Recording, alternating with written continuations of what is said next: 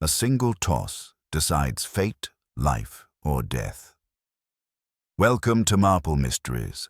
I am your host, Harrington. Comment your city. I love hearing from you. Let's flip into the mystery. I'll admit I've seen my share of oddballs show up at the brownstone door. Some come carrying guilt, some carrying flowers, and a few lugging both. But until that Friday afternoon in late April, no one had shown up carrying a silver coin that they insisted would decide life and death. That was a first. The fellow was about 30, dressed neat but not rich, the kind of suit you buy when you're trying to impress but still can't quite pull it off. He had one of those slick parts in his hair that made me want to tell him to ease up on the pomade. And his eyes, restless as dice in a cup, kept flicking from me to the ceiling fan and back. The coin, a heavy silver dollar, spun between his fingers like a nervous tick. "My name's Julian Vickers," he said. "I need to see Mr. Wolfe.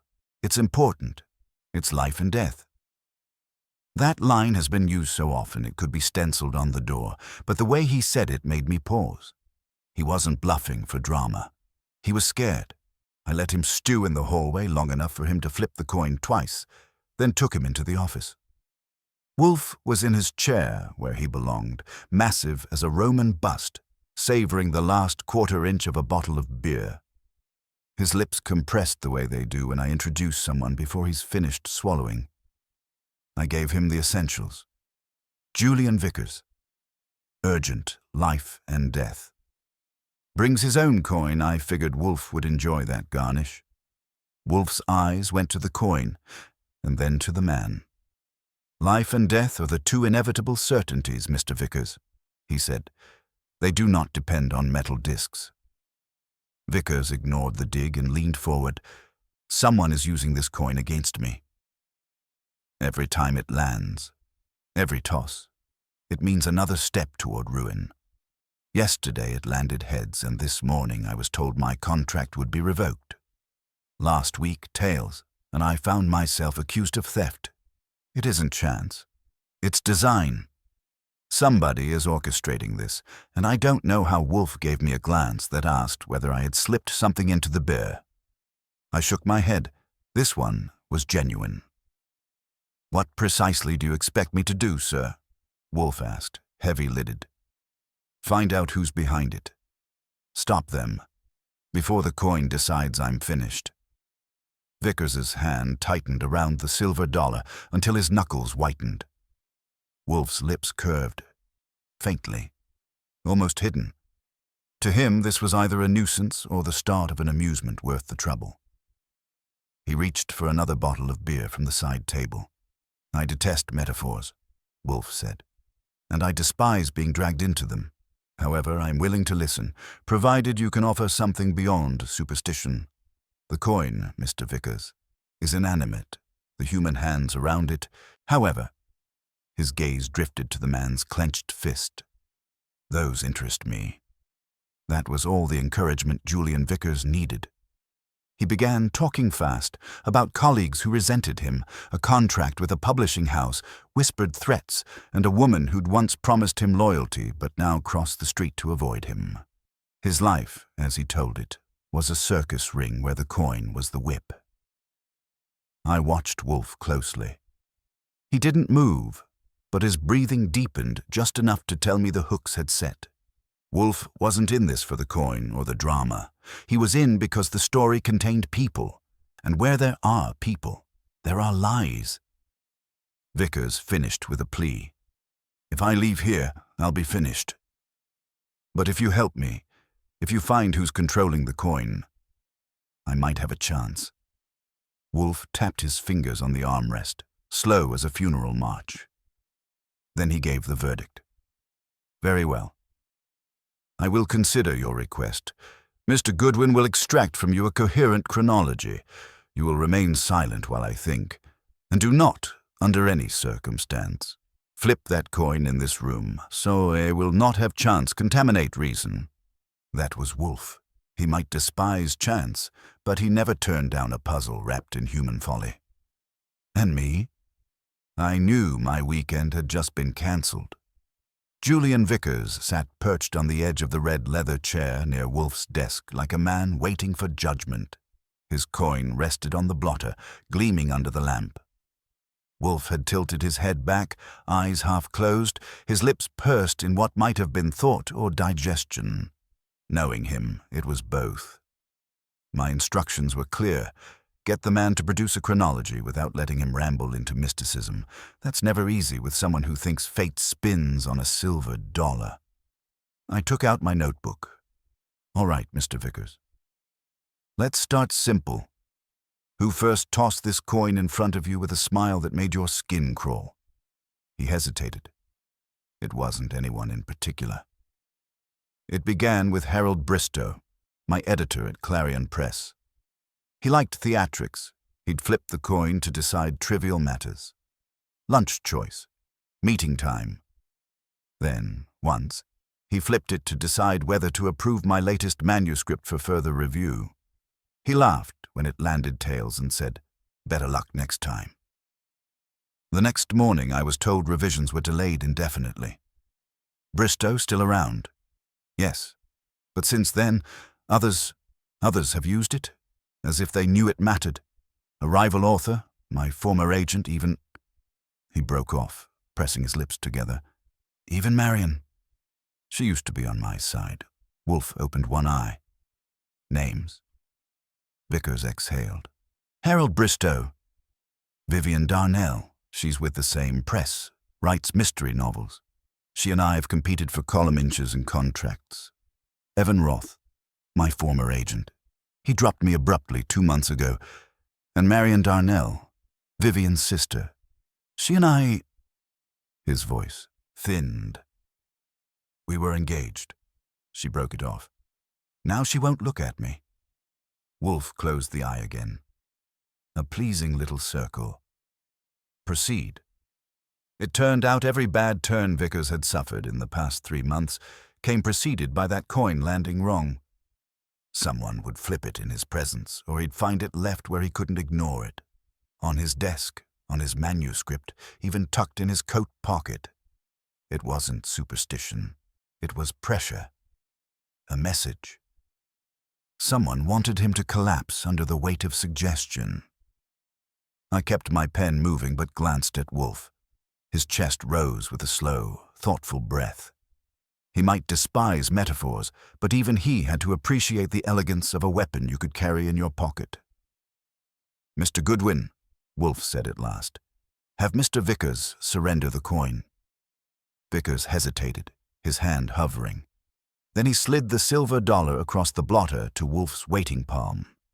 Wolfe held it briefly, rolled it once between his fingers, then set it down on the desk with the finality of a judge's gavel. It is genuine, Wolfe said, unremarkable in itself. Its value lies in its symbolism, which is nothing unless a man believes it. And you, Mr. Vickers, believe it? Vickers nodded, almost shamefaced. Wolfe gestured. You will leave the coin here. Symbolism belongs to those who can master it. That ended the interview for the moment. Wolfe signaled for beer. I showed Vickers to the front room to wait, with a warning not to wander, then came back. Wolfe was in the act of pouring the foam with his customary disdain for haste. Well, I asked. He is being harried, Wolfe said, not by chance, but by human design. The contrivance is crude, yet effective upon a temperament such as his. Mr. Vickers is a man whose mind is porous, susceptible to suggestion. Someone is exploiting that weakness. Why? That's what I'll be pounding the pavement to find out, I said. Precisely. Bristow, Vivian Darnell, Roth, Marion Darnell. 4 names, 4 potential tormentors. They will be examined. Wolfe took a long pull of beer, wiped his lips with the back of his hand, and added, and Mr. Vickers will remain here until tomorrow. That stopped me. Here? You're keeping him under our roof? I am. His absence from the outer world will provide contrast. If the coin follows him here, then the agency is internal. If not, we may isolate the external manipulator more clearly. Besides, he gave me a side look, The sanctity of this house may test the earnestness of his claims. I wasn't wild about it. Having a jittery guest hanging around the brownstone meant interruptions, and interruptions meant Wolfe in a mood. But he had made up his mind. So Vickers stayed. Fritz, good soul that he is, prepared a spare room and tried to coax him into eating something. The man picked at his food as if every bite might conceal another omen. Meanwhile, I kept an eye on him from the hall. The coin sat in Wolfe's desk drawer, out of sight, but the absence gnawed at Vickers almost as much as the presence had. Late that evening, while Wolfe was upstairs with the orchids, I caught Vickers lingering by the office door. He looked pale. "Do you think it will follow me here, Mr. Goodwin?" he asked. I shrugged. "That depends. If someone's carrying it, they'd have to get past me. And I don't allow uninvited guests. So sleep easy." He didn't. I could hear him turning in bed half the night. The next morning, as I came down with coffee, I found something that wiped the sleep from my eyes. There, on Wolfe's desk blotter, where he had left nothing the night before, lay the silver dollar, balanced upright on its edge.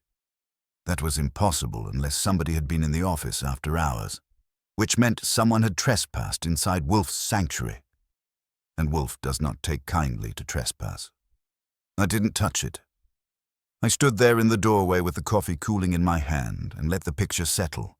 Wolfe's desk, neat as a conductor's score, the blotter square to the edge, the pen tray aligned, and the coin, that smug silver intruder, balanced like a circus act on a wire. It didn't wobble. Someone had set it just so and left without the room remembering their breath. Fritz came in behind me with a plate of rolls and halted as if he had stepped on his own shadow. "Archie, don't move," I told him. "If that thing falls, I don't want to hear about accidents." We waited 3 full measures of Fritz's pulse until I went to the hall phone and buzzed the plant rooms. Wolfe's voice arrived at once, the kind of quiet that gives you the temperature of his blood. "Yes?" "Office. Coin on your desk, standing on edge." A pause. Then, "Do not touch it. Remain there. If anyone else tells me that, I check the calendar to see what day it is. When Wolfe says it, you do it and like it." Fritz, having set the rolls down on the sill, folded his hands. I stayed in the doorway with the coffee and watched a round piece of metal pretend to make its own rules. Wolfe came down 5 minutes later in the yellow robe with brown piping. He stopped just behind me, and I could feel him draw in the room. His eyes went to the coin and didn't come back for a while. When they did, they took in the desk surface, the blotter, the pen tray, the empty glass coaster, and the angle of the chair. He stepped to the side, careful, as if he were shifting past a sleeping dog that might turn out to be a tiger. "Fritz," he said, "who was in this room after Mr. Goodwin closed it last night?" "No one, sir." Fritz's voice had starch in it. "Doors locked. Windows latched. The cleaning was done in the afternoon. Was anything disturbed when you came in this morning?" "Nothing. I went straight to the kitchen." Wolfe nodded once and leaned closer. Not enough to stir the air, Mr. Goodwin. I moved to the desk edge. The coin looked honest as the treasury, but the trick wasn't in the coin. "It didn't walk here," I said. "Do we call it a ghost, or do I start with the obvious?" "The obvious," Wolfe said. "Begin with the locks." We did a tour that would have satisfied a Swiss banker. Front door, chain and bolt unmarked. Vestibule, clean. Windows in office and front room, latched, no scratches on the paint. Dust settled on the inner sills as undisturbed as the moon. The rear hall, nothing. Kitchen entrance, Fritz would have bitten my ear if I'd suggested he left it open. Basement door, bolted. We came back to the office, and the coin was still asserting its balance like a saint performing levitation to irk the Pope. "Keys," Wolfe said. Fritz produced his ring. I laid mine beside it. Wolfe's ring had the master, of course. The spare, set in the desk drawer, where the coin had lived last night, still slept with the little brass tag. I checked the drawer for scratches and got none. There was no sign of a hurried entry or careful one, which left us with either magic or someone with a key and a sense of drama. Wolfe lowered himself into the chair with his usual ceremony and suffered it to take his weight. Then he put 2 fingers on the blotter, an inch from the coin, and looked at me. "You closed this room last night?" "After Vickers went to bed. Lights off, door shut, bolt set. I checked the coin before I did it. It was in the drawer, right where you put it. Yet now it is here." He breathed once, slow. "Very well. Fetch Mr. Vickers." I found Vickers on the landing outside his room, fully dressed, not looking like a man who had slept. He came into the office and saw the coin and shut his eyes, just for a second.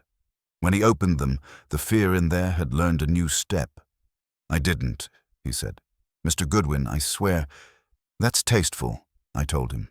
"Now don't say anything else until you've earned it." Wolfe's voice stayed even. "Mr. Vickers, where were you between midnight and 6? "In my room," he said.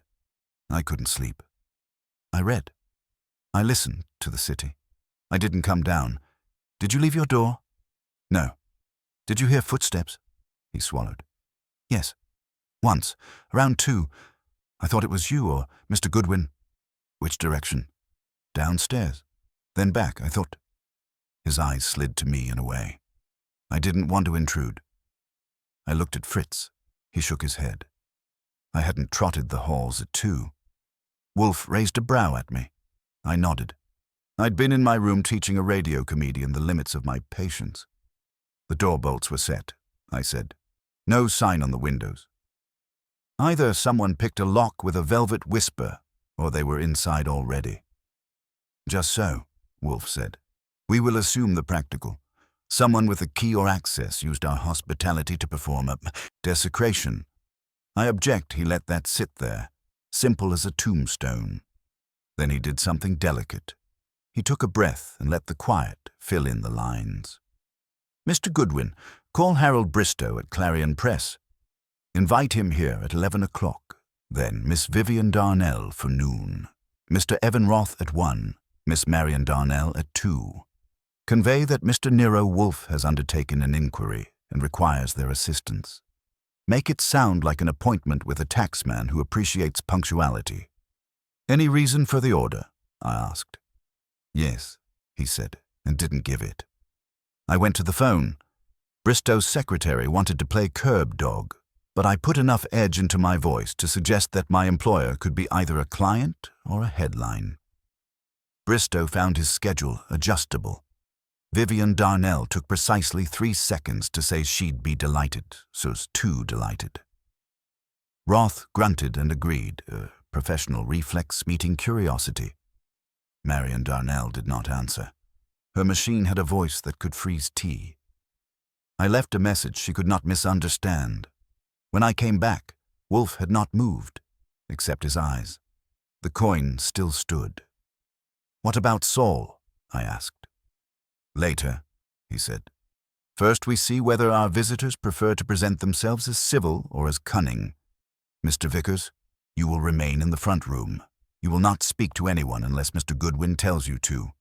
If you feel compelled to handle currency, use paper that got a ghost of a smile from him and died on the way out." He went to the front room and sat with his hands politely folded, the picture of a man auditioning to be harmless. At 10 minutes to 11, the doorbell rang. I glanced at the coin, still on its edge, then at Wolfe. His eyelids dipped, the closest he comes to a war cry. "Admit, Mr. Bristow," he said. "We will begin by asking why a man who indulges in tawdry theatre felt free to enter my office while I slept." I went to the door, ready to conduct the matinee. If Bristow had brought a coin, he could keep it. We already had one, and it had spoken out of turn.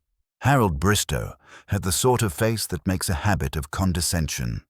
Cheeks faintly pouchy from good lunches he didn't pay for, a mouth rehearsed to curl, and eyes that had grown used to watching other people perform.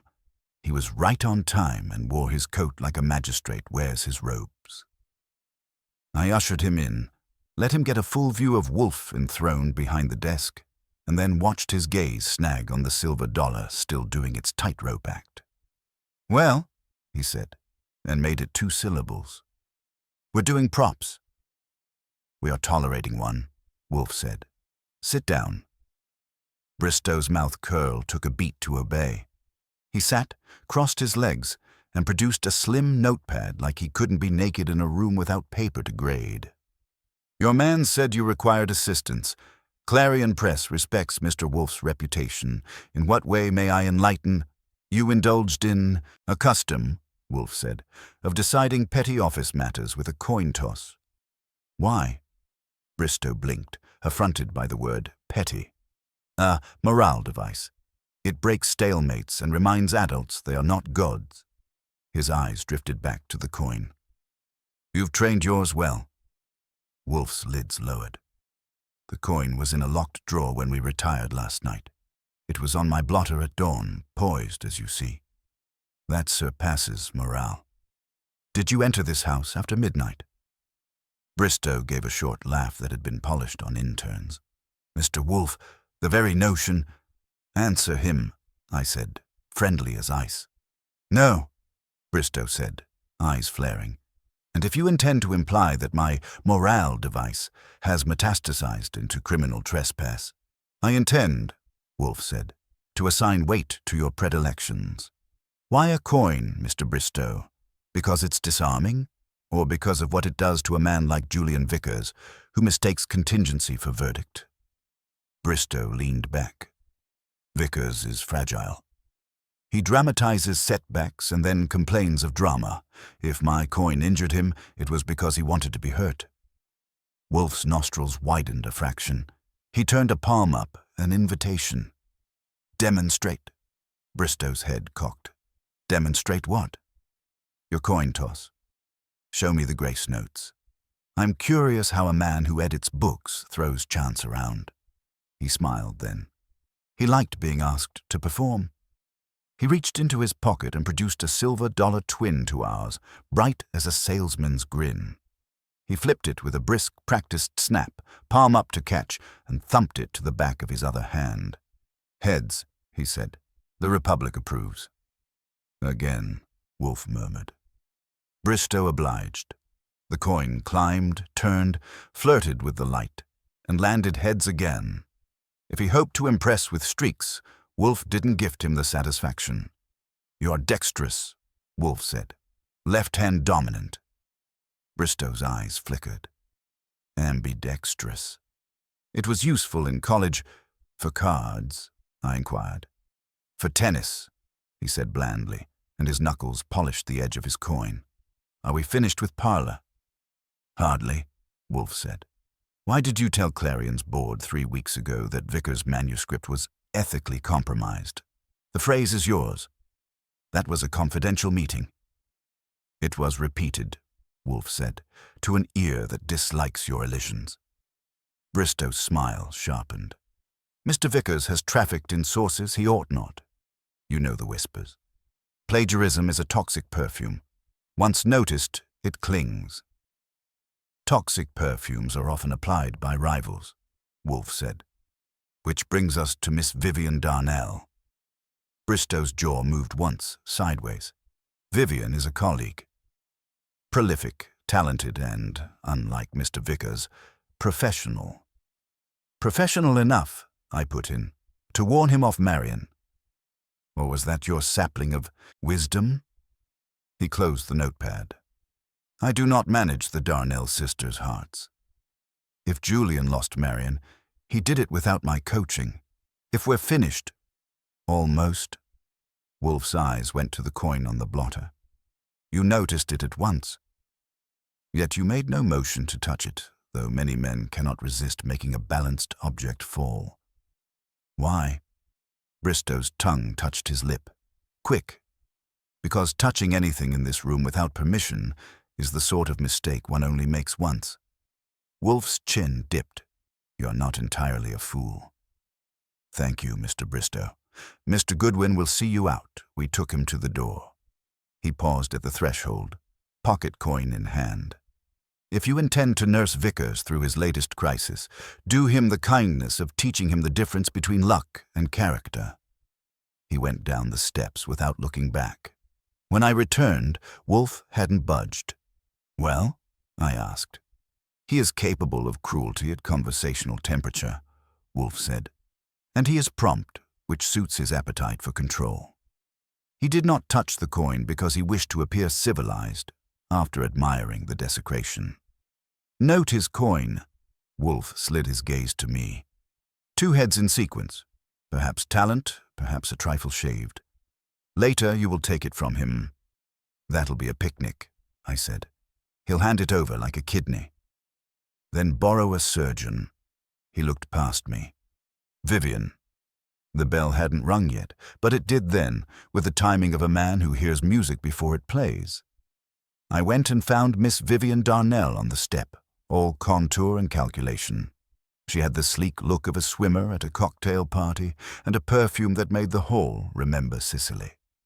Her smile said she knew more than you, and the only charity available was letting you notice it. "Mr. Goodwin," she said, as if we were old friends who had quarreled charmingly. "And Mr. Wolfe." "I've long wanted an excuse. You have one," I said. "Come admire our centerpiece." She entered with a glide and saw the coin and laughed, short and bright. "Oh, delicious." "He's infected you who?" Wolfe asked. "Julian. He sees omen in sunlight." Poor lamb.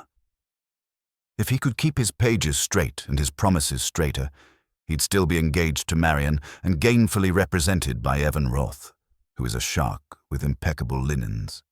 She took the chair Bristow had vacated, crossed at the ankle, and let the perfume advance 2 inches.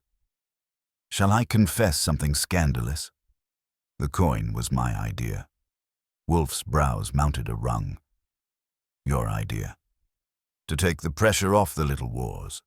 A flip settles the petty. Harold made it theatrical, but I tossed it first." Once she leaned forward, eyeing the poised silver.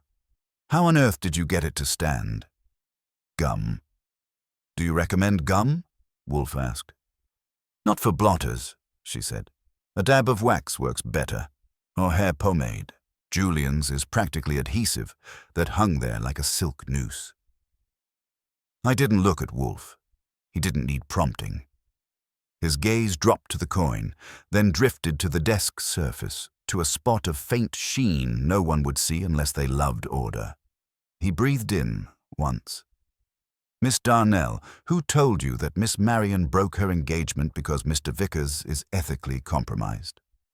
She laughed again, softer.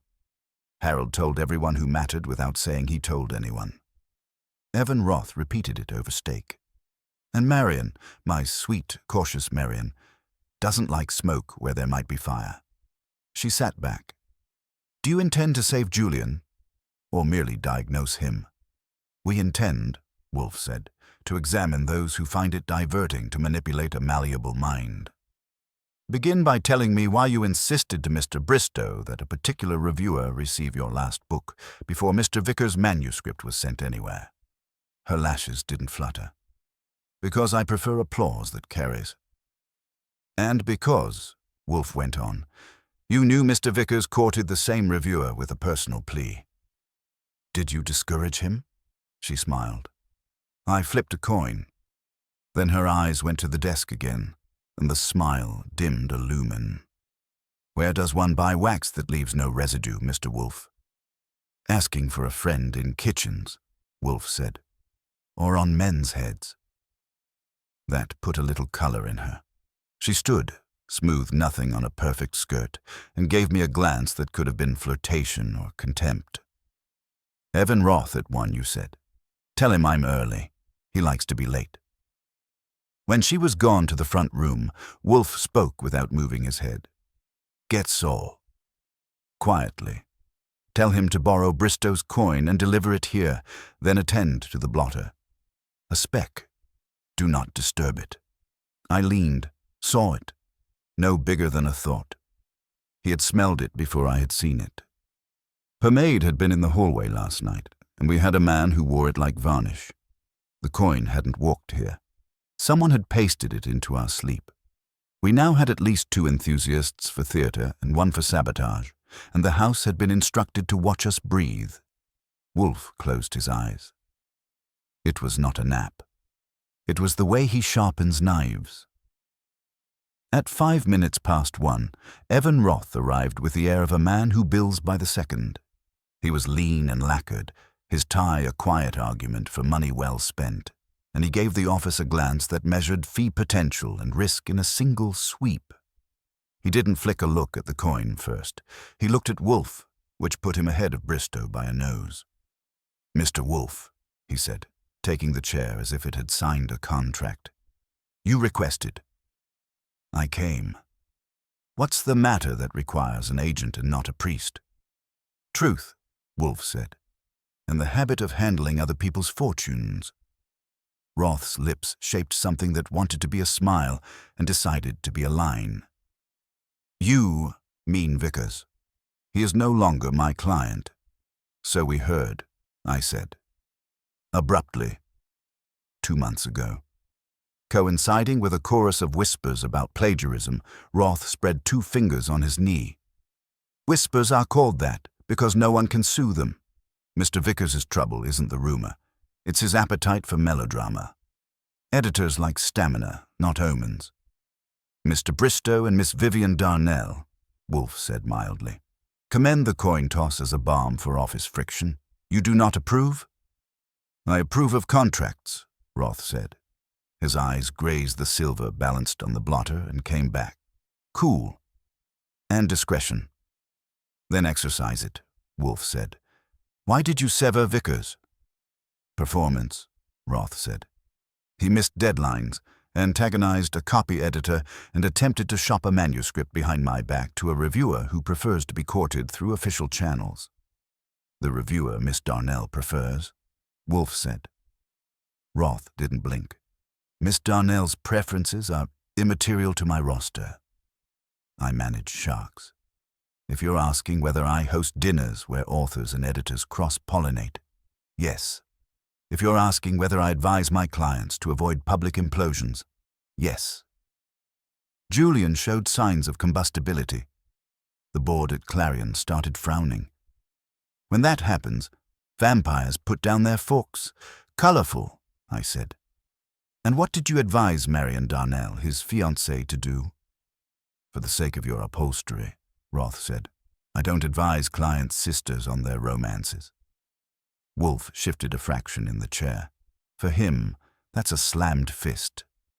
"You attended a supper 3 weeks ago at La Nereida," he said. "Bristow, Vivian, Marion, you.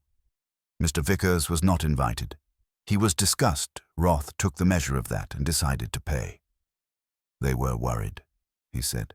"Harold said Vickers had a manuscript that might, how did he put it, blur the line between inspiration and appropriation.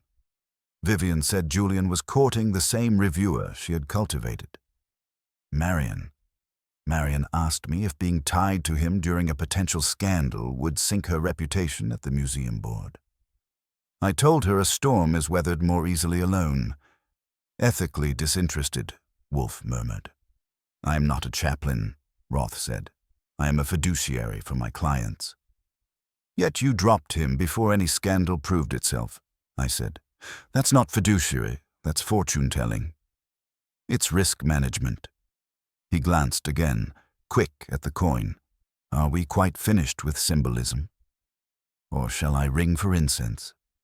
The phone on my desk saved me from thinking of rejoinders that would get me disinvited from agency parties. I took it. Saul's voice came in low and dry. "I've got Bristow's $50. Did he give you a mint souvenir?"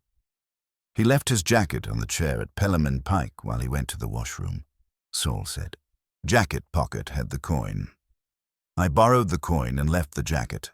Ran a quick test on 20 flips behind a newspaper stand. 17 heads, 3 tails. Edges been kissed with a file and buffed. Not enough to be circus grade, but enough to be impolite to statistics." "Deliver," I said. On my way. Also, the cab across from your house? Same hack as last night at 2. Driver reads and doesn't meter. He's not waiting for a fare. Bring me a plate on both, I said, and hung up. Roth's eyebrows had inched during my end of the conversation. Wolfe spared him the suspense. A colleague of Mr. Goodwin's reports that Mr. Bristow's coin is weighted. Not grossly, but with intent. Roth's mouth actually smiled then, fast and thin. Of course it is. Harold likes winning even when the stakes are napkins. He tipped his head. You think he brought his rig here at 2 a.m. to give your blotter stage fright? I think, Wolfe said, that theatrical minds lay theatrical traps. But our intruder last night employed adhesive, not dexterity. Adhesive? Roth's gaze sharpened. A trace on the paper, Wolfe said. The odor in the hall earlier. Pomade. Mr. Vickers's hair shines like a patent. Mr. Bristow is similarly sleek. Miss Darnell is not. You are immaculate and dry. Roth considered Vickers in the front room and found him wanting. You suspect Julian of planting his own doom coin to incriminate a phantom? That's a little elaborate for a man who brings you his fears like a bouquet. Not elaborate, Wolfe said. Predictable. The man is porous to suggestion. Press him with a symbol and he may try to seize the symbol to reverse his humiliation. It would be clumsy, and therefore he might choose a forbidden stage to make it impressive. Roth crossed a leg. So either your guest crept downstairs, pasted a coin to your desk, and squealed at dawn, or Harold crept upstairs and gave you a performance you would appreciate, or Vivian sent a courier with steady hands. Where does that leave me? With motive, I said. You told Marion to cut rope. You dropped Julian ahead of the rumor wave. If someone wanted to break him completely, drive him to withdraw the manuscript, maybe even sign a release, an agent with friends could help. Roth didn't flinch, which is a skill he invoices. If someone wanted Julian's manuscript not to exist, there are simpler paths. Such as? Wolfe asked. Buy it, bury it, or shepherd it into a kill zone. The wrong reviewer first, a cold editorial board, a timed leak about ethics. He would fold. You wouldn't need midnight coins. And yet, Wolfe said, someone chose theater. Why? Roth's eyes slid to the door, then back. Because Julian is an audience of one. Because Marion believes set pieces more than footnotes. Because Harold drinks applause with his soup. Because Vivian thinks an anecdote sells better than a memo. Pick one.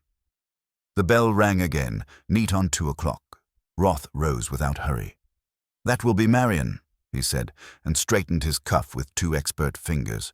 She will be polite and precise, and she will not tell you what she doesn't want to know. Stay, Wolfe said. Roth paused. You're convening a matinee. A rehearsal, Wolfe said. Mrs. Darnell is late. She will be early next time. Until then, Mr. Roth, we will enjoy your discretion. He sat. I went for the door. On the step stood Marion Darnell, pale in a blue that had no business looking that fragile. Her eyes went past me to the office, then to the coin I'd not moved, and she pressed her lips as if to hold something in. She smelled faintly of lilac and subway tile. Behind her, half a block down, the same cab idled, a paperback spread on the wheel. Miss Darnell, I said, welcome to the place where chance dies. Marion Darnell came in like a quiet apology. She didn't offer her hand. She nodded to Wolfe, took the chair without rearranging the air, and kept her coat on as if she might need it any minute. Roth rose half an inch, then sat again, remembering Wolfe had told him to stay. Her eyes moved once to Roth and once to the coin, and then fixed on Wolfe like a student on a blackboard. Miss Darnell, Wolfe said, thank you for coming. You will tell us why you ended your engagement to Mr. Vickers. Her throat worked. Because I was advised to, she said, and the honesty of it was so bare it looked dressed. By Harold. And by Mr. Roth. She didn't look at him again. They said there was talk. That Julian's next book would draw the wrong kind of attention, that my work with the museum's acquisitions committee is fragile. I'm not brave, Mr. Wolfe. Her mouth tightened. I'm careful. Careful, Wolfe said, can be a euphemism for credulous. Did you seek evidence? I asked Julian, she said. He told me it was nonsense. Then the coins started appearing, not just at the office, at home, under my door, on my windowsill. I thought it was a joke until I found one in my glove compartment. I don't know how it got there. She opened her purse with small fingers and took out a velvet pouch the size of a truffle. Inside was a second silver dollar. She looked at it with the expression some women reserve for photographs that won't behave. Last night, another. In my mail slot. Tails up, Roth said. Too smooth. That is an adolescent prank. You should have called the super. I did, she said. He shrugged. Her eyes drifted toward the coin standing on Wolfe's blotter. I suppose I'm here for whatever you tell me is true. Because I don't know anymore, Wolfe regarded her without any balm. Truth, Miss Darnell, isn't analgesic.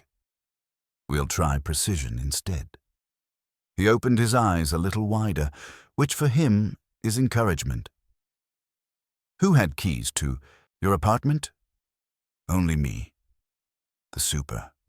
Julian, once. He returned them. You saw him return them? Yes. He put them on the dish by the door and we... She stopped, the memory squeezing her. We argued. He left. The keys were there. And how many persons, Wolfe said, know the pattern of your day enough to choose a moment when your door would be unguarded? She glanced involuntarily at Roth. He kept his face for poker. Harold, she said. Vivian. Mr. Roth. My assistant at the museum, Lila. She is competent, but she is Vivian's friend. Everyone is everyone's friend, she added, and made it sound like a diagnosis. The doorbell rang, low and patient. I went. Saul Panzer doesn't ring like a salesman because he isn't. He slid in with a face that wouldn't betray a weather report and handed me a small envelope and a page ripped from a pocket notebook. I got the gist while we walked. The driver in the cab answered to Horvath. Cashed by the day, hired last night and today, by a woman with a green scarf and a voice that practiced at being bored. The scarf was the kicker. I had clocked one earlier on Vivian, subdued sea green, like the Atlantic when it means to be photographed. Saul had also done his arithmetic on Bristow's coin. I took the $50 and went to Wolfe. He didn't reach for it. He let me set it on the desk, 6 inches from the blotter theater. Saul drifted to the wall, where he is capable of becoming a painting. Wolfe looked at Roth. You dine with Miss Vivian Darnell often? Often enough, Roth said. And you admire her industry? She is tireless. And her scarves? Wolfe asked, and I admit I enjoyed it more than was mature. Roth's eye admitted a flick. You're suggesting Vivian is paying for surveillance? For what? For amusement, Wolfe said. For control. To ensure that Mr. Vickers is isolated and performed upon. The coin is a bauble, the theater a means, the object. He let it hang like a chandelier someone else would have to dust. Marion's fingers tightened on the velvet pouch. Harold wouldn't. He can be cruel in office ways, but he wouldn't break into... Cruelty is an appetite, Wolfe said. Habits generalize. He shifted his gaze to me. Mr. Goodwin, ascertain whether the orchid rooms have been disturbed. That's the kind of instruction that puts lead in the morning. I went upstairs, taking it slow and quiet.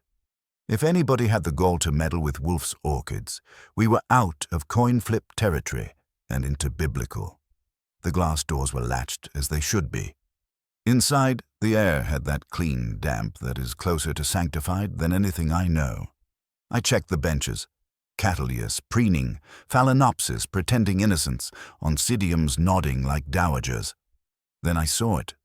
On a bench near the back, a copper plant tag lay face down beside its pot. It had been pulled and put back wrong. The wire didn't bite the same. On the soil surface, a faint half-moon scuff. And under the bench, near the leg, the tiniest smear of something translucent that caught the light like old syrup.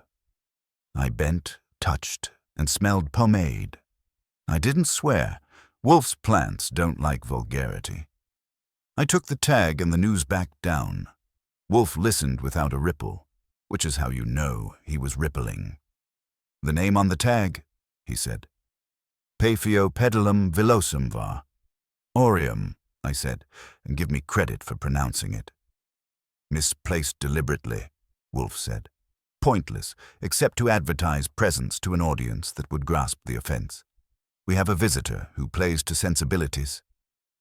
His eyes trailed to Vickers' hair in the doorway. He had drifted near, drawn by the current. "Mr. Vickers, stay where you are." He did, looking as if he wanted to fall into the carpet and be fibers. Marian put a hand to her mouth. "Someone went upstairs." "Someone," Wolfe said, "wished me to know someone had." He moved one finger toward the balanced dollar, then toward Saul's $half. "Mr. Panzer, demonstrate Mr. Bristow's fairness." Saul flipped it twice. Neat, no flair. Heads, heads. He made no comment. The coin answered for him. Wolfe let silence sharpen. Then he said, "Miss Darnell, did you ever set a coin on edge?" "No," she said, small. "Did your sister?" "She doesn't. She hates fussy things. She would knock it over for the relief. Mr. Roth." He spread his hands. "I prefer checks to coins." "Mr. Vickers." Vickers, pale at the threshold, whispered, "Once. In college, at a party. I used wax." It was a trick. His eyes found the speck on the blotter, though I hadn't pointed. "I didn't do that." Wolfe's eyes went to me. "You kept the hallway outside Mr. Vickers's room under view." "As much as a man with human needs can," I said. "Saul's cab story says we were watched. Vivian's scarf says we weren't watched for long." "Good," Wolfe said. "Now we increase the pressure." He put a hand, finally, on the balanced coin and pinched it, not to topple, but to lift. The paper released with the softest sigh. He set the coin flat in his palm. "Mr. Goodwin, call Clarion Press. Inform Mr. Bristow that we will host a gathering this evening at 8. He will attend, and he will bring Miss Vivian. Mr. Roth, you will return at 7:30. Miss Marian, you will come as well and bring the coin from your pouch. Mr. Vickers will remain in the front room and not permit himself augury." Roth stood. "And if Harold declines?" "He won't," Wolfe said. "He has rehearsed too long to miss the audience." The office phone rang then, thin and metallic. I took it. A man's voice, pitched between boredom and glee, said, "Tails." Withdraw the manuscript by 5, and the next toss stops. Then a click. I repeated it. Marian shut her eyes. Roth swore, once, tastefully. Saul's mouth didn't move, but I felt something sharpen in the air near him like a razor unwrapping. Wolfe put the pasted coin down on the blotter, heads up this time as if to annotate the threat. "Ah," he said, and the syllable had weight. "They have declared a schedule. Very well, we will oblige them with a stage." He looked at me. "Saul will find the voice. You will find the hand with the pomade." He shifted, and the chair creaked like a drum roll. "By 8, Mr. Goodwin." I dislike patchy ensembles. Wolfe sent Saul to follow the voice and me to find the hand, which is the kind of division of labor that makes a man feel both trusted and blamed in advance. I started with what I could sniff. Pomade isn't a scent, it's a signature. Vickers's hair had the same clean, sweet note that had been on the orchid bench. Citrus, trying to pretend it's not grease. Harold wore a different brand. Sharper. Barbershop with a bite. Vivian didn't shine at all. If you want to narrow a field, start with shine. I took the stairs to Vickers' room on the second floor as a man going to check the window latches and nothing else. He was in the front room as instructed, watching the door with the intensity of a cat who's afraid of both sides. His suitcase, the budget kind that remembers every scrape, sat open on the chair. I didn't root. Wolfe doesn't like rummaging without necessity, and I like my continued employment. But necessity can be ambient. On the dresser sat a small tin, nickel-sized, labeled Paragon Brilliantine, Citrus. I unscrewed it, touched a fingertip, and got the exact ghost I'd found under the orchid bench. Beside it lay a stub of birthday candle, the color of old ivory, with a thumbnail bite taken out of one side. I put the lid back on the tin and left both where they were. Downstairs, Saul phoned from a diner that knew his order. The call came from a sidewalk booth on Lexington and 37th, he said. Clerk at the newsstand remembers a man who was careful not to be noticed. That's a crowded profile, I said. Brilliantined hair, sleek, left-handed on the dial. That whittles it to 2, I said. Harold or Julian? Did your clerk hear the message? No, but he watched the man exit the booth and hand a folded slip to a cabbie parked half a block down. Same cab as your reader. Woman with the green scarf joined him, took the slip, tore it in half, and tossed both halves in different bins. Someone should tell her the city pays people to reunite lovers in paper, I said. Bring me a piece if you can romance a sanitation worker. I already have one half, Saul said. It says, withdraw by 5.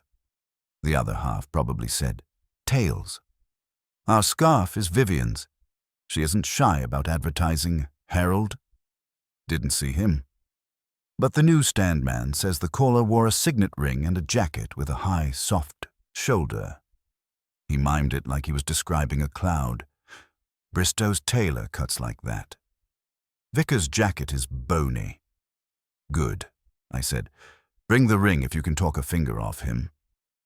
Saul grunted in a way that promised amusement later and hung up. I checked the clock. 1:37.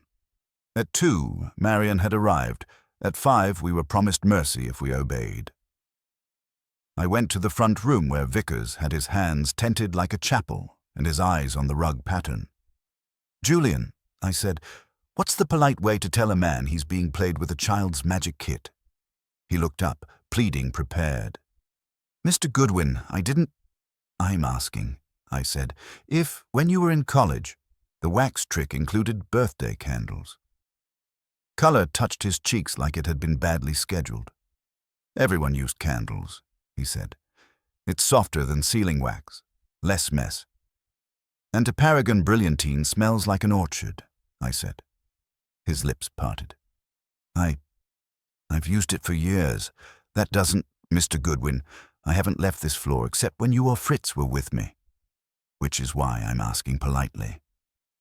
Don't move, don't scratch your head, and don't decide anything by flipping air. I left him with that because it was either that or a suspicion with sharper corners, and Wolfe prefers his traps set with velvet.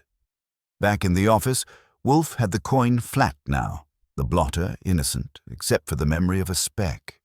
He listened to my inventory and didn't sigh, but he let his eyelids admit daylight. He keeps both adhesive and scent, he said. So do thousands of men. What he does not keep is calm. Would he dare invade my rooms? He might, I said, if he believed a demonstration would exorcise a demon. Or if he thought a drama here would force you to act. It did, Wolfe said. But not as he intended, if he intended at all. He shut his eyes again, just long enough to shift a thought into place, and open them. We will not accuse until we possess leverage. Mr. Bristow's ring and coin will serve for him, for Miss Vivian, her scarf and a cab, for Mr. Roth, his counsel to desert, for Miss Marion, her fear, which is honest, for Mr. Vickers, the candle. At 5, I said, we're supposed to withdraw the manuscript. At 5, Wolfe said, you will be on Lexington. If a second call is placed, you will watch its sender. If no call is placed, you will watch who watches the booth. Either way, you will bring me a person, not a metaphor. I went, because when Wolfe draws a circle on a map, the street obliges. At 4:40, I had position across from the booth with a paper pretending to absorb me and a shoe that needed a shine. The cab with the reader parked where it had parked. The driver had graduated to a new paperback and the same page. At 4:58, a man approached the booth with a walk that worked hard at casual. The signet ring flashed when he pulled the door. Bristow. He dialed with his left hand, back to the street. I stepped into the curb and lifted my arm. Horvath saw the move, understood the game, and kept still. When Bristow came out of the booth, he didn't look left or right. He walked 2 doors down, entered a florist, and came out with a neat bouquet in funeral colors. A figure detached from a doorway, a woman in a green scarf, and took his arm. They spoke 3 words without smiling and separated. She headed toward Park, he toward 3rd. I let Bristow go. Saul had earned that dance. I took the scarf. She had a lead of half a block, and the kind of stride that expects heels to obey. At 39th, she cut east, then south, then swung into a townhouse with a brass number that likes magazine covers. I got the name from a mailbox, Lila Bethune, Marion's assistant. The scarf had changed heads. That bit of needle slid right in. Vivian had started the fashion. Lila wore the uniform. If you want to move coins around a city without being seen, best to look like the friend who is always there. I got a nice view of a hallway mirror and a hand lifting to the glass. No ring, but the hand glittered with a smear of pale grease when it brushed hair back. She caught me catching her and didn't flinch. She has the gift of not minding that she's observed. I wrote the number in my book and went to the corner to call home. Wolfe took it like sugar in coffee. "Miss Bethune," he said. "Vivian's friend. Marion's gate. Good. Bring her at 8 by the easy method. Ask I'll have to embroider," I said. "Embroider. But do not lie. Tell her we will show her something she has wanted to know. People who carry messages often die of curiosity if they are starved." I got back at 6:30 with the address, a description, and a smudge of Paragon on my cuff that I had picked up by accident or design. I decided on accident for the sake of my shirt. The house felt like a stage behind the curtain. Fritz moved in the kitchen like a man who knows dinner is theater that refuels the cast. Marion sat in the front room, both hands on her velvet pouch. Roth made phone calls with the brevity of stock tips. Saul was nowhere and therefore everywhere. The coin lay heads up, the blotter clean, and Wolfe, in his chair, had that angle of stillness he uses before an audience arrives. At 5, the phone had not rung. At 7, the bell did. I opened to Lila Bethune with her scarf tied in a sea-green knot and eyes that hadn't decided who to tell the truth to. She looked past me and said, "Is this where chaos gets a grade?" And I decided she'd do fine under lights. "Miss Bethune," I said, ushering her in, "you're just in time. The rehearsal's over. Tonight we perform. By 8 the brownstone had the temperature of a theater, 10 minutes before curtain. Fritz had removed anything that could be mistaken for a projectile. Saul occupied a corner the way a shadow occupies a conscience. Wolfe sat centered behind the desk, the balanced dollar now flat before him like a witness who had been told to mind his manners. I did the ushering. They came in their assigned order like we'd printed a program. Bristow first, overpressed and faintly powdered with self-respect. Vivian next, scarf not green tonight but an elegant black that would photograph in columns. Roth behind them, neutral as a bank wall. Marion, pale with purpose. And Lila Bethune last, sea-green scarf, returned to duty, eyes bright with the kind of curiosity that can be fatal and never expects to be. Wolfe let the room settle. He didn't clear his throat. He didn't lift a finger. He simply looked at them one by one until even Bristow remembered the precise weight of his own tongue. When he spoke, the words dropped with the softness of a heavy curtain. "You have been invited," he said, "because this house has been trespassed upon, and because a man's mind is being toyed with. There will be no shouting. There will be demonstration." Bristow sniffed. "If you want a police melodrama, I suggest—" "Mr. Bristow," Wolfe said, and the name ended the sentence. "You will oblige me."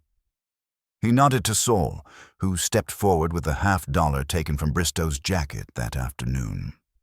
Saul set it on the desk as if putting down a fact. "This is yours," Wolfe said. Bristow's jaw chose a line and held it. "Similar, perhaps." Saul flipped it once and caught it without theater. "Heads," he said, and flipped again. "Heads." He kept going until even Vivian's smile dimmed with boredom. After 8 heads in a row, Wolfe lifted a palm. "Weighted," Wolfe said, "but not gaudy." To make trivial decisions feel fated, Bristow attempted a drawl and got a creak. "If a coin prefers dignity, I don't prevent it." "Of course." Wolfe's gaze slid. "Miss Darnell, Vivian, you hired a cab yesterday and today to idle outside this house.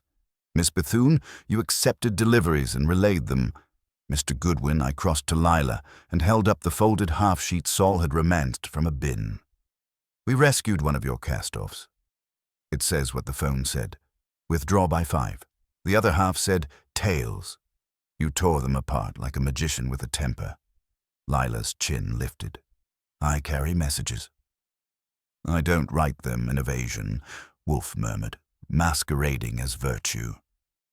The cab served 2 functions, to watch and to take instructions. Who gave them? She glanced, inevitable as gravity, at Vivian. Vivian didn't reward it. She gave me a smile as polished as a ballroom floor. "What you're describing is not illegal, it's industry." "Industry," Wolfe said, "is not a synonym for malice." He didn't look at Bristow when he added, "or for cowardice." Roth shifted, not to speak, but to register that he was still a man in a chair and not a prop. Wolfe let him keep the distinction without profit. "Now," Wolfe said, and his hand went to a small paper envelope. He emptied it onto the blotter. A stub of candle dropped out, the color of old ivory. He set it beside the balanced coin's dry halo. "Some devices are honest. Wax holds, wax releases. It leaves a mark." Vickers, in the doorway behind Marion, made a sound that wasn't a word and stopped it with both hands. "Mr. Vickers," Wolfe said without turning, "you have a tin of Paragon Brilliantine and a birthday candle on your dresser. That is not proof. It is context. You will not speak." He raised his eyes to Marion, and his voice gentled by a millimeter. "Miss Darnell, you ended an engagement on the rumor of plagiarism because men you trusted told you that rumor would be proven. It has not. What has been proven is a taste, among your friends, for arranging outcomes that can be described afterward as inevitable." Marion swallowed. "Arrange? You mean the coin at my door?" "You were supplied a sequence," Wolfe said, "to condition you for obedience." Vivian laughed softly, the way a scalpel might. "Condition? Really? Next you'll say we swung a watch in front of her eyes." "You did," Wolfe said, "only it was rounder and noisier." He pointed a thick finger at the coin. "Symbols are obedient to hands, which brings me to the desecration of this room." The air changed again the way it does when clouds negotiate. Wolfe turned his head to Saul. "The plant rooms," Saul said without embroidery. Tag lifted. Pomade on the bench leg. Same scent as Mr. Vickers's tin Bristow made a satisfied noise he should have kept. Vivian's eyes found Vickers as if she'd been hoping for that compass reading. Wolfe didn't hurry. "Pomade is promiscuous. You can borrow a scent without borrowing a tin." His gaze landed on Lila. "Miss Bethune, you have done so this evening." He inhaled lightly. "Not Paragon, but you wore Paragon yesterday. You brushed it on your fingers here." He tapped the blotter's bare speck. "You balanced nothing. You pressed. You left the trace. Lila's mouth opened and closed. She was a competent woman. She didn't scare, but she did calculate. Her eyes flicked again to Vivian, and this time Vivian gave her nothing. That, more than any accusation, put heat in her cheeks. "I do what I'm told," Lila said, and it wasn't a confession to a crime, just a resignation from pride. "By whom?" I asked. "By who pays me," she said, and then, with more spine than I expected, "and who promises to protect Marion." Harold said. Bristow started. "Miss Bethune—" But Wolfe's hand rose and he quieted like a classroom. "Mr. Bristow," Wolfe said, "you made the 5 o'clock call. You purchased solemn flowers to decorate your duplicity. You are not the mind that enjoys the architecture of this. You are the administrator who enjoys its effect. Miss Vivian enjoys the architecture. She bought surveillance. She directed a friend. She rehearsed lines with you at supper. Mr. Roth." He tilted his head. "You pruned. You did not build. If I am unfair, you may protest." Roth's mouth went thinnest. "You're accurate enough to be rude." Marion drew in on herself. "Then it's all this coin, everything." "Not everything," Wolfe said. "The intrusion into my orchid rooms had a different intention. It was not to frighten you, but to provoke me. It was a separate hand that thought itself clever." He turned his head at last to Vickers. "Mr. Vickers, you are a man porous to pressure. You are also a man who knows one trick with wax. Last night, at 2, footsteps were heard. You could not bear the idea that you were ruled by a symbol, so you decided to bring the symbol here and make it obey you, and thereby make me, take your torment seriously." His eyes did not soften. "You thought to paste dignity to my desk." Vickers sagged as if cut free. I only, if you saw, if you believed." "I believed the first moment you spoke," Wolfe said, the words like gravel, not sugar. "I did not require vandalism. I require reason. You will stay silent until I have finished." Silence rolled once around the room and came back with no one to sit on but Bristow. He shifted, and the signet on his left hand flashed. Saul's eyes were not lights, but they brightened. Wolfe had seen it already. He sees everything when the air is properly still. "Here is what will happen," Wolfe said. "You will all remain precisely where you are, while Mr. Goodwin telephones Inspector Kramer to inform him that a conspiracy to extort a withdrawal under false color of scandal has operated under this roof. No one will talk to anyone else. At the conclusion, I will demonstrate who authored the rumor, by means you will all understand and none of you will enjoy, and who trespassed above stairs. Then, Miss Darnell, you will decide whether prudence will remain your virtue or your vice." Vivian's smile had died by then and was beginning to stiffen. "Demonstrate? How? With a coin trick?" Wolfe lifted the weighted $50 and the honest dollar together in his palm and regarded them as if debating which of 2 insects deserved a pin. "No," he said, "with a page." He glanced at me. "Fetch Mr. Vickers's manuscript from his suitcase, Archie. Bring the envelope from the top drawer. We will hear a voice." There was a stir in Bristow that his cuffs couldn't armor. Lila's fingers went to her scarf knot. Marion looked at the velvet pouch as if it might bite, then put it down. I went for the suitcase because when Wolfe says we will hear a voice, it means somebody has spoken where they shouldn't, and the line from that throat to this room was about to be drawn in ink. I brought the suitcase in from the front room, set it on the rug, and flipped the latches. Vickers didn't move to stop me, though his hands twitched like they wanted to. The manuscript was there, a thick stack bound with twine, top page smudged with the ink of somebody who sweats while they type. I carried it to Wolfe's desk, laid it beside the envelope he had indicated, and stepped back. Wolfe adjusted his bulk in the chair, tugged the manuscript an inch closer, and pulled a single sheet from the envelope. "Mr. Bristow," he said, "you circulated the claim that this manuscript was compromised. You used the phrase, ethically compromised. That phrase has a parent. He lifted the sheet. I will read. His voice was steady, unhurried. Vickers's so-called originality derives from larceny.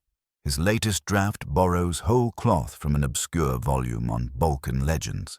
He is incapable of sustaining work without theft, and Clarion Press will end in disgrace if it binds his pages. The evidence is plain. The editors must not be blind. Signed. Wolfe paused long enough for Bristow's jaw to tighten. H.B. Bristow made a noise like a cork pulled at the wrong angle. Anyone could. Not anyone, Wolfe said. The envelope arrived anonymously at Clarion's offices 3 weeks ago. An underling whose conscience was stronger than his fear copied it and sent it to an acquaintance who, with imagination, understood its importance. That acquaintance placed it where it could be retrieved by an eye I trust. Mr. Bristow, the signature was not subtle. You were not concerned with disguise. You were concerned with effect. You planted the rumor that you then used to justify extortion. Vivian gave a little gasp. But it wasn't surprise. It was exasperation, like she'd warned him not to leave fingerprints. Roth leaned back with the serenity of a man glad the shot had gone to another target. Marian's lips parted, and she looked at the manuscript as though it were breathing again. Lila's eyes went to the floor. Bristow tried for auteur. A letter without corroboration is nothing. Editors reject manuscripts every day. True, Wolfe said, but editors do not plant coins in women's gloves or telephone threats to withdraw work. That is theater designed to collapse a man, not evaluate him. You combined rumor with performance to ensure obedience. Miss Vivian supplied the cab and courier, Miss Bethune played the accomplice, and you supplied the voice. You all conspired.